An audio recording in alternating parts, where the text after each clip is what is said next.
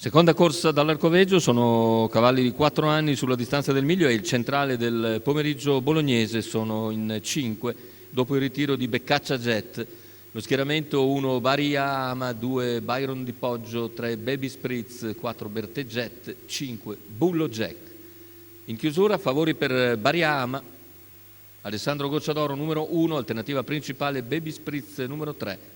Simpatia anche per Bertè Jet, macchina intanto che prende velocità e lascia in questo momento i concorrenti con la velocità iniziale di Bertè Jet che cerca di sorprendere Baria Ama, si accoda subito invece Byron di Poggio. Intanto Bertè Jet prova a perfezionare il sorpasso ma rientra con la curva Baria Ama che costringe all'esterno l'avversario che poi trova il modo di sistemarsi però in seconda posizione e Byron di Poggio è terzo davanti a Bertè, a Baby Spritz e a Bullo Jack. Primi 200 in 14 secco.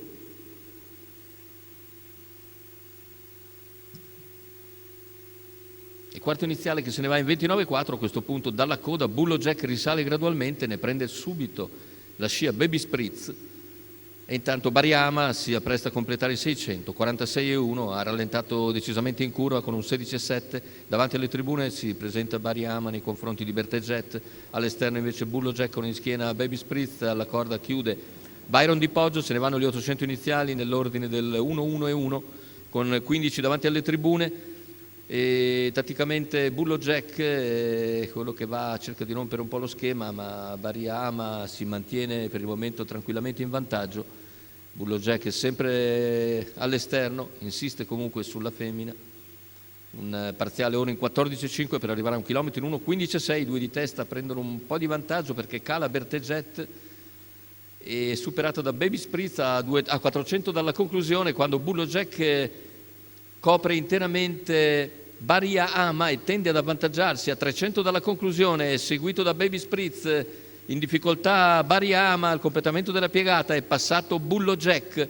Bullo Jack in vantaggio ai 150 conclusivi. Bullo Jack nel finale deve soltanto rimanere di trotto perché ha margine consistente di vantaggio, viene a concludere netto Bullo Jack, secondo posto per Baria Ama, al terzo è Baby Spritz, 1,13,6 però con 29 per l'ultimo quarto, ma soprattutto 28,2 per il penultimo, e Bullo Jack dimostra davvero di andare forte quando non incappa in errori.